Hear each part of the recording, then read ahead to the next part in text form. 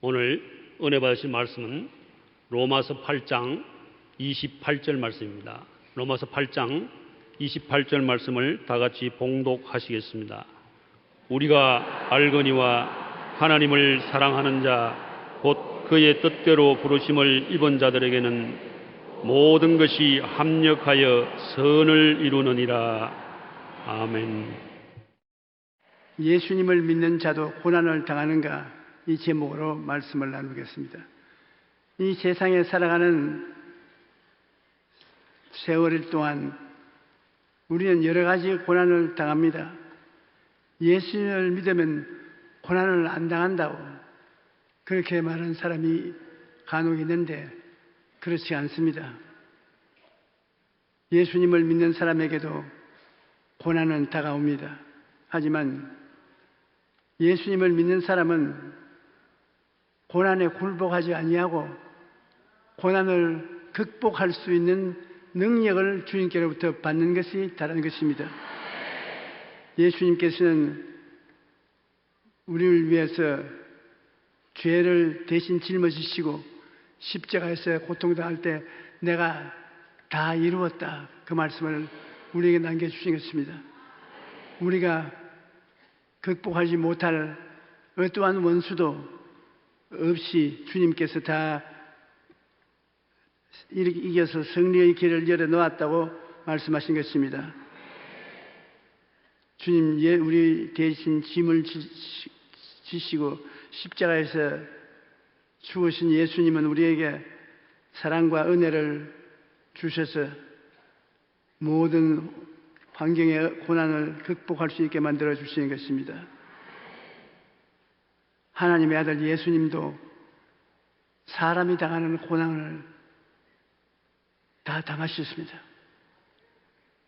한번 예를 들어보면 갈릴리 호수의 풍랑이 다가와서 배들이 전복되고 사람들이 물에 빠져 죽을 위기에 처했을 때 예수님도 배를 타고 그 바다를 건너면서 주무셨습니다.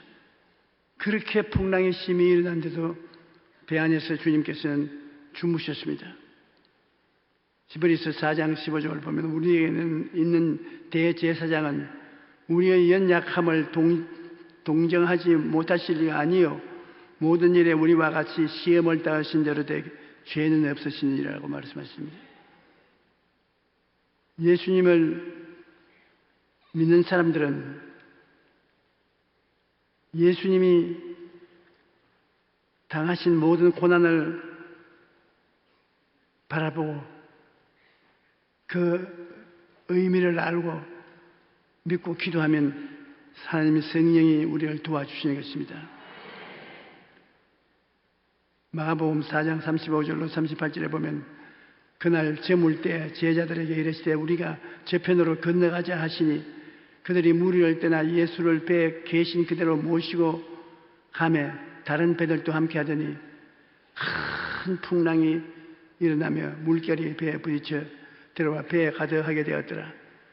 예수께서는 고물에서 베개를 베고 주무시더니 제자들이 깨우며 이르되 선생님이여 우리가 죽게 된 것을 돌보지 아니하시나이까. 절망적인 음성으로 주님을 깨우쳤습니다. 제자들이 절망적이 되어 주님을 깨우치시니 일어나 바람과 바다를 꾸짖으시니 즉시 잠잠하게 되었다. 예수께서 깨어 바람을 꾸짖으시며 바다들을 이르되 잠잠하라 고요하라 하시니 바람이 그치고 아주 잔잔하시더라. 예수님은 제자들과 함께 풍랑을 당하나 다스리시는 권세를 가지고 계십니다. 그들이 심히 두려워하여 서로 말하되 그가 누구이기에 바람과 바다도 순종하는가 하셨더라. 우리는 예수님께서 마귀를 다스리시고 우리 주변에 있는 여러 가지 우리를 도액질하고 죽이고 멸망시키는 원수들을 다스려 주시지 바람과 바다를 다스린다고는 생각 안 했습니다. 그런데 성경에 보면 예수님께서 바람도 다스리시고 바다도 다스리시네. 하늘과 땅과 세계와 그 가운데 있는 모든 것을 다 주님은 다스린 것을 알 수 있습니다. 고난을 극복하는 데는 그리스도 십자가의 은혜를 의지해야 되는 것입니다. 예수 믿는 사람들 고난을 당하나 골고다 십자가의 은혜를 믿으면 환경을 믿음으로 다스릴 수가 있습니다. 그가 시험을 받아 고난을 당하였은즉 시험 받는 자들을 능히 도우실 수 있다고 성경에 말하고 있는 것입니다. 고난이 우리에게 다가올 때 우리는 그 고난을 피하려고 하지는 않습니다. 고난을 올라타야 됩니다. 고난은 우리의 수레인 것입니다. 고난이 우리를 태우고 고난에서 고난으로 이끌어가는 것입니다. 그러다가 때가 오면은 그 고난이 순식간에 큰 축복으로 변화되어 버린 것입니다. 하나님의 약속을 받아서 우리가 큰 기쁨으로 살 때 고난이 다가옵니다. 주님 왜 고난을 주십니까? 내가 나쁜 일도 안 했는데 이 고난을 멀리하게 해 주시옵소서. 그러면 주님이 말씀하십니다. 이 고난이 네가 꿈꾸고 있는 영광에 도달하는 시발점이다. 고난이 있어야 너의 운명이 출발하여 성공으로 가는 길에 있다. 여러분, 야곱의 아들 요셉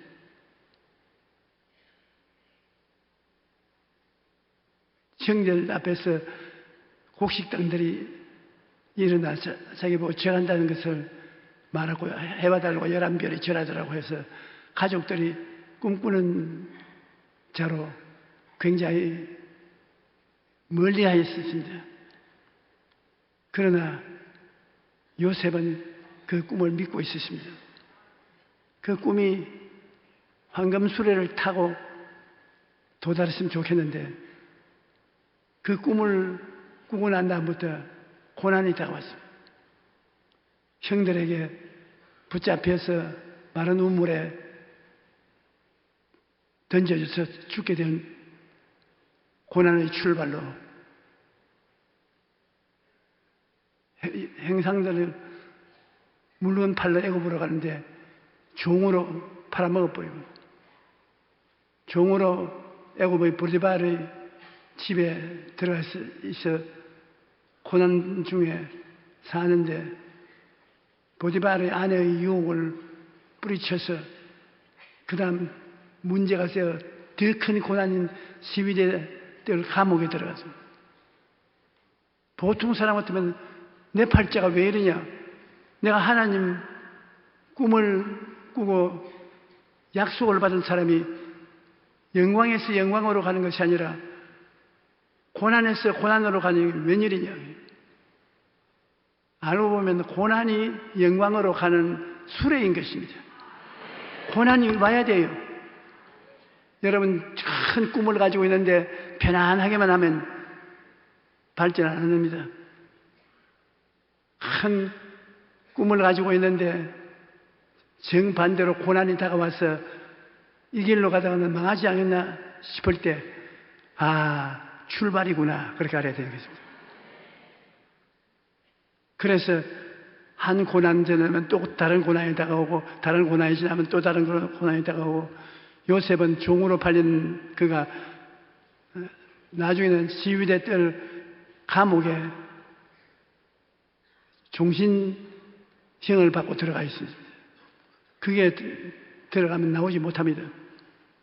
이거 하나님의 축복의 꿈을 가졌는데 실제 생활은 버림받은 상태였습니다. 그러나 거기에 들어갔기 때문에 떡장관, 술장관 만나고 꿈 해석해주고 그것이 바로의 귀에 들려있었는데 바로가 꿈꾸어서 꿈을 알려고 할 때 요셉이 그 꿈을 해석해주고 그 고난이 급속도로 변해서 애굽의 국무총리가 됐어요. 영광에 도달했어요. 형들이 와서 누군지 모르고 절하고 도움을 구하는 것입니다. 그렇기 때문에 여러분 좋은 일만 좋은 것이 아니라 고난이 좋은 일이 일어나는 곳으로 이끌어가는 것입니다. 큰 영광은 큰 고난을 가져오고 적은 영광은 적은 고난을 당하게 하는데 고난을 당할 때 원망과 불평과 탄식하지 마십시오. 요셉은 고난당했을 때 불평 한마디도 안 했습니다. 그는 하나님만 의지했습니다. 고난이 다른 고난으로 또 다른 고난으로 바통을 넘겨주면 그 고난이 수레가 되어서 하나님이 예비한 영광으로 들어가게 되는 것입니다. 우리는 갈보리 십자가 위에 서 있는 예수 그리스도의 고난당한 형태를 바라보고 마음속에 믿음을 얻을 수가 있는 것입니다. 십자가에서 흘린 보배로운 피로 말미암아 죄사함을 받고 의롭다함을 얻게 되고 허물을 사함받고 성령을 받게 되고 예수님이 채찍에 맞았으므로 무서운 고통을 당했는데 그 우리 병 고침 받는 조건이 되는 것이고 예수님이 또한 나무에 매달려서 저주를 받아서 고통을 당했는데 예수님은 우리의 저주를 대신해서 나무에 달렸으므로 우리의 생활에 아브라함의 복이 오게 만들으시고 예수님은 죽었다가 부활했습니다. 죽음의 엄부를 이기고 부활했기 때문에 우리는 죽음이 겁나지 않은 것은 예수님 안에서는 부활의 생명이 있기 때문인 것입니다. 그러므로 십자가의 오중복음만 자세히 살펴보아도 그게 소속된 병이나 고통을 극복할 수가 있습니다. 죄의 은혜를 통하여 죄와 허물을 극복하고 예수님이 채찍에 맞으신 그 공로를 우리가 믿고 받아들여서 병을 정복해버리고 가난과 저주를 예수님 십자가에 매달린 은혜를 받아서 이기고 죽을 때도 예수님이 부활하신 것을 믿음으로 우리도 예수님 같이 낙원에 들어가는 것입니다. 어떠한 고통이 다가오더라도 예수님이 다 이제 정복해 놓은 것입니다. 우리가 고통을 당하면 우리 귀에 대고 말씀하는 것입니다. 내가 다 이루었다. 나를 바라보지, 그 고통을 바라보지 마라. 내가 다 이루어 놓았다. 나를 보면 내가 너에게 은혜와 축복을 주어서 넉넉히 이기게 해주겠다. 그러므로 고난을 극복하는 것은 십자가의 은혜인 것입니다. 죄와 허물, 병, 저주, 죽음을 예수님께서 다 다스려 놓았기 때문에 주님을 의지하면 우리가 넉넉히 다스리는 것입니다. 히브리서 13장 12절 보면 그러므로 예수도 자기 피로서 백성을 거룩하게 하려고 성문 밖에서 고난을 받으셨느니라. 너희 중에 고난당하는 자가 있느냐? 그는 기도할 것이요 즐거워하는 자가 있느냐? 그는 찬송할 것이라. 긍정적인 생각, 확고한 꿈, 흔들리지 않는 믿음, 창조적인 말씀의 선언을 성령께서 받으시사 우리를 위해 다스려 주시는 것입니다. 사랑하는 자들아, 너희를 연단하려고 오는 불시험을 이상한 일 당하는 것 같이 이상히 여기지 말고 오히려 너희가 그리스도의 고난에 참여하는 것으로 즐거워하라. 이는 그의 영광을 나타내실 때 너희로 즐거워하고 기뻐하게 하려 함이라. 우리가 조금만 더 깨달으면 고난은 예수 그리스도 안에서 우리에게 큰 축복으로 이끄는 수레인 것입니다. 저주가 아니라 수레인 것입니다. 그러므로 고난 올 때 너무 피하려고 애쓰지 말고 감사를 하셨습니다.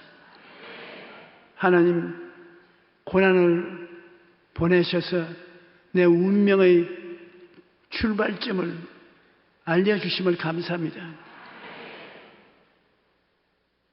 여러분이 다 마음속에 꿈을 가지고 있지요. 이 꿈이 언제 이루어질지 모르지만 마음에 꿈을 가지고 있는데 여러 가지 고통스러운 시련이 많이 다가옵니다. 그러면 여러분이 알아야 될 것은 이 고통스러운 시련이 꿈에게로 나아가는 출발점이다. 고통이 없으면 출발을 안 하는 것입니다.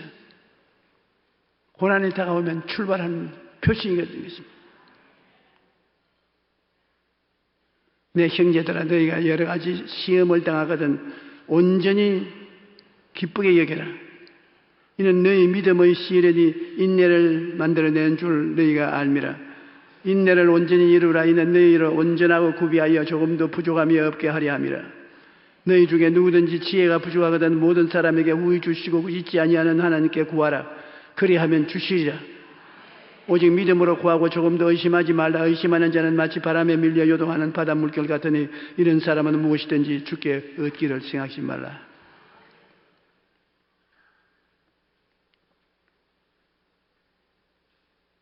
우리가 고난당하는 것은 하나님이 약속해 주신 언약을 이루기 위한 출발점입니다.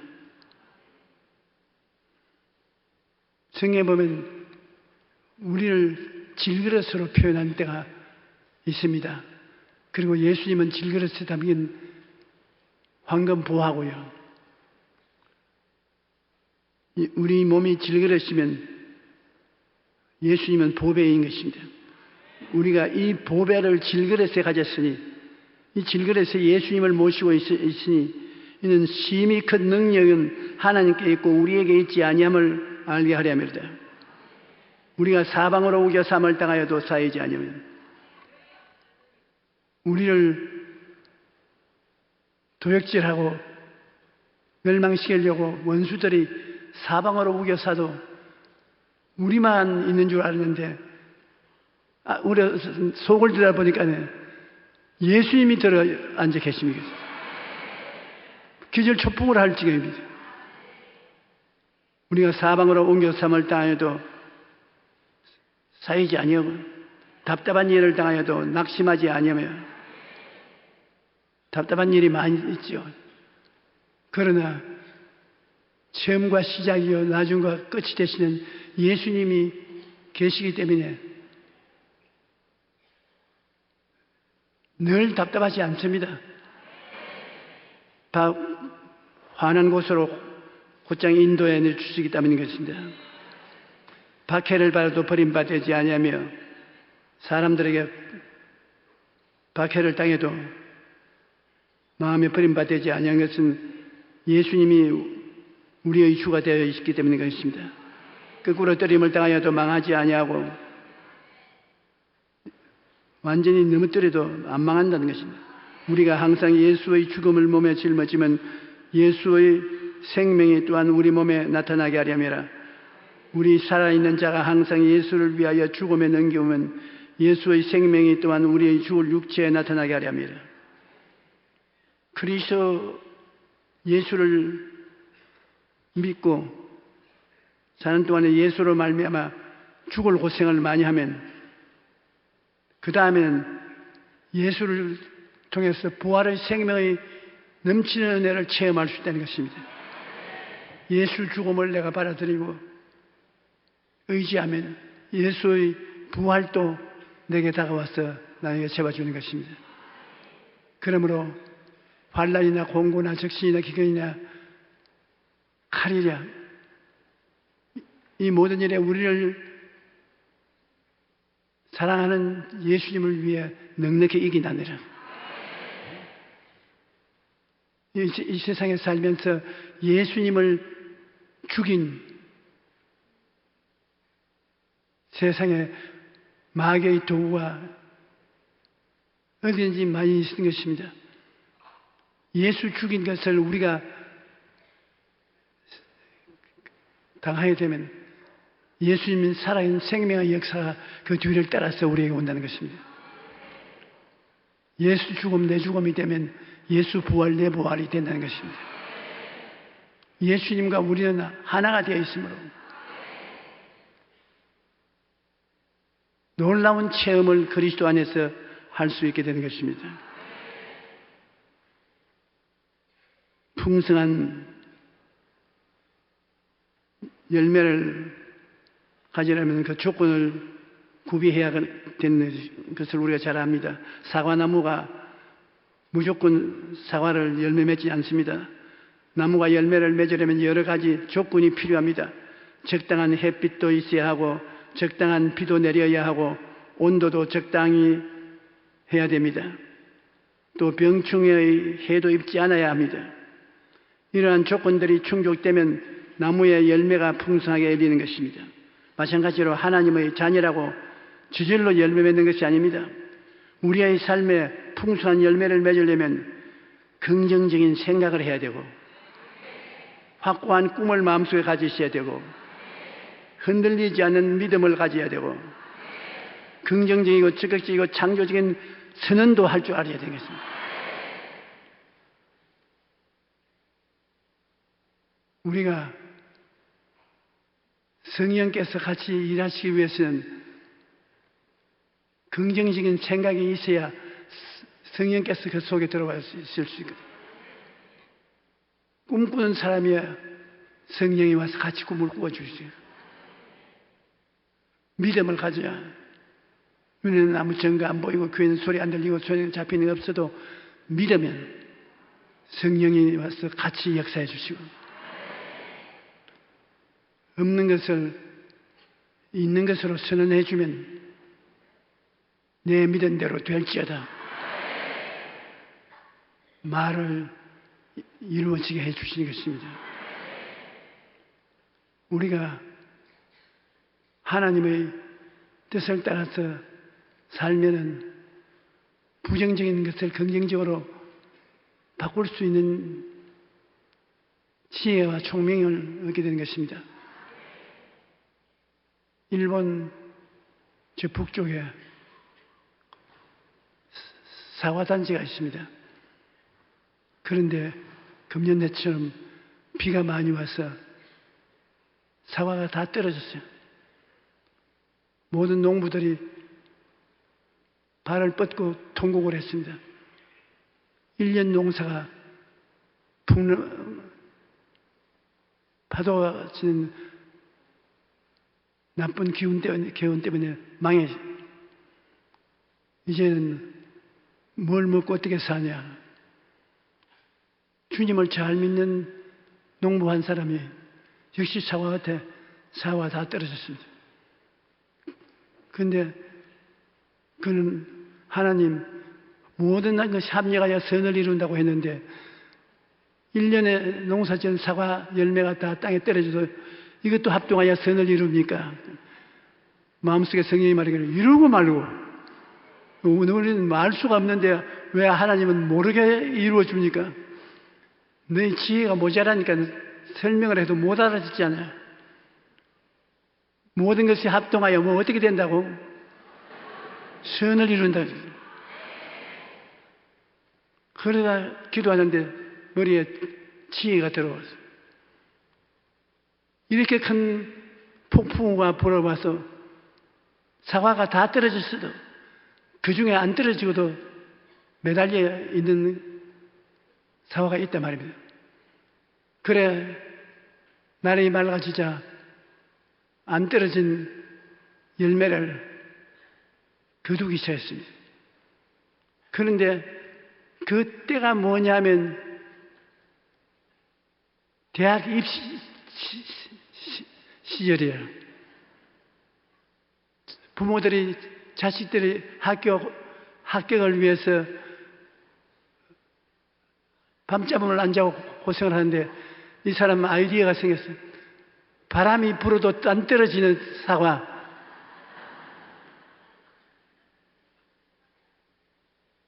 낙제하지 않은 사과 열매를 사잡수시라고. 그러니까 부모님들이 이 집 대문 앞에 줄을 서요. 그 사과 사 먹으려고. 사과 하나를 보통 때보다도 10배나 비싸게 불러도 깡그리 다 팔았어요.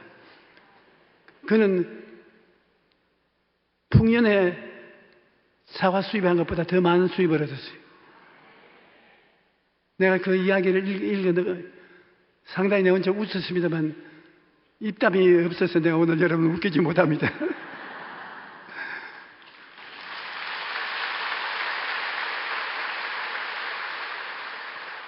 우리가 알지 못하는 것을 하나님이 이끌어 주시기 때문에 바보 같은 생각이라도 하나님 손에 들어가면 천재 같은 지혜가 되는 것입니다.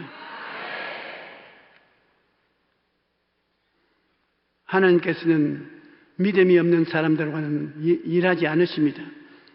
마가복음 5장에 보면 예수님께서 회당장 야이로의 딸을 죽음에서 살리신 사건이 기록되어 있습니다. 그런데 그때 예수님의 말을 믿지 않고 비웃는 사람들이 있었는데 예수님께서는 그들을 다 내보내신 후에 그 부모와 제자들만 데리고 방으로 들어갔습니다. 마가복음 5장 38절로 41절에 회당장의 집에 함께 가서 떼드는 것과 사람들이 울며 심히 통곡하는 것을 보고 들어가서 그들에게 이르되 너희가 어찌하여 우느냐 이 아이가 죽은 것이 아니라 잔다 하니 사람들이 비웃던 예수께서 그들을 다 내보내신 후에 아이의 부모와 또 자기와 함께한 자들을 데리고 아이 있는 곳에 들어가서 그 아이 손을 잡고 일으키면서 달리다금 하시니 번역하면 곧 내가 네게 말하니 소녀야 일어나라 하심이라. 그러므로 주님께서 역사하실 것을 굳게 믿고 나아갈 때 성령께서 그 믿음 안에서 역사하는 것입니다. 믿음을 갖지 않은 곳에는 하나님의 성령께서 역사하지 않는 것입니다. 우리는 믿어야 되는 것입니다. 이 땅에서의 고난은 우리가 장차 받게 될 영광과 비교조차 되지 않습니다. 그러므로 아무리 상황이 어렵고 힘들지라도 낙심해서는 안 됩니다. 고린도후서 4장 16절 18절에 그러므로 우리가 낙심하지 아니하니 우리의 그 사람은 낡아지니 우리의 속사람은 날로 새로워지도다. 우리가 잠시 받는 환난에 경한 것이 지극히 크고 영원한 영광의 중요한 것을 우리에게 이루게 하미니 우리가 주목하는 것은 보이는 것이 아니요 보이지 않은 것이니 보이는 것은 잠깐이요 보이지 않은 것은 영원함이라. 환난이 다가와도 우리가 환난을 바라보고 낙심하면 안 되는 것입니다. 환난은 영광으로 나아가는 길 안내자가 되는 것입니다. 시편 119편 67절을 보면 고난 당하기 전에는 내가 그릇 행하였더니 이제는 주의 말씀을 지키나이다. 고난 당하는 것이 내게 유익이라. 이로 말미암아 내가 주의 율례를 배우게 되었습니다.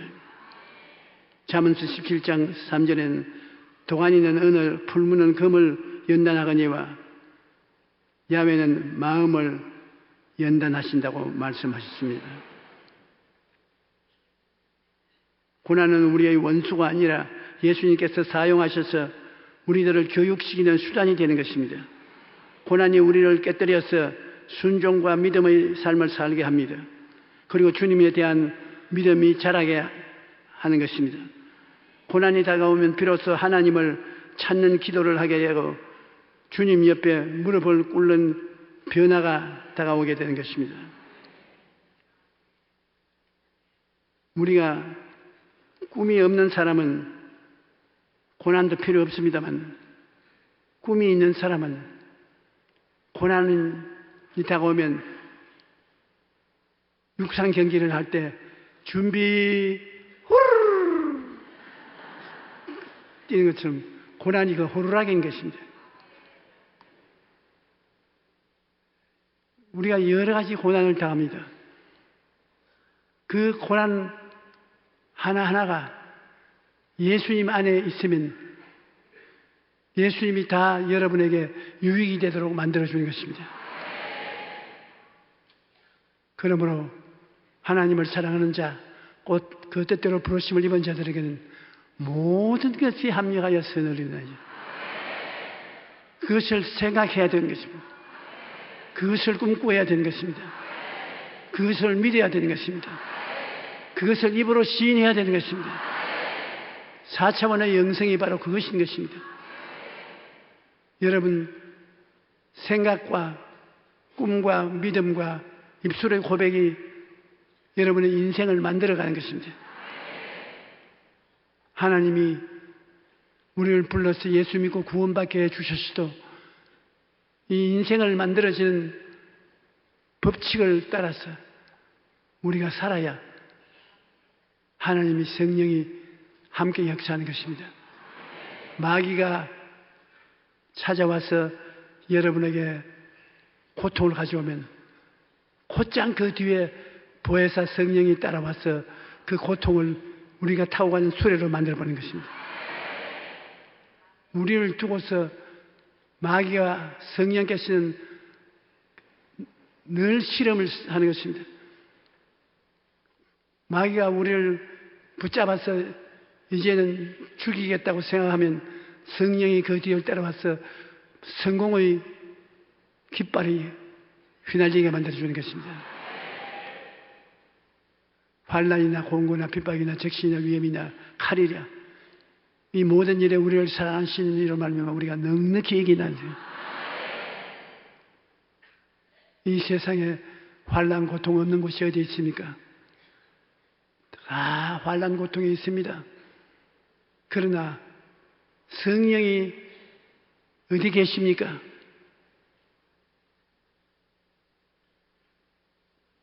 긍정적인 생각을 하는 곳에 계신 것입니다. 소원을 갖고 꿈을 꾸고 있는 사람에게 성령이 같이 하신 것입니다. 믿음에 성령이 같이 와 계시고 입술로 고백하는데 성령이 함께 역사하는 것입니다.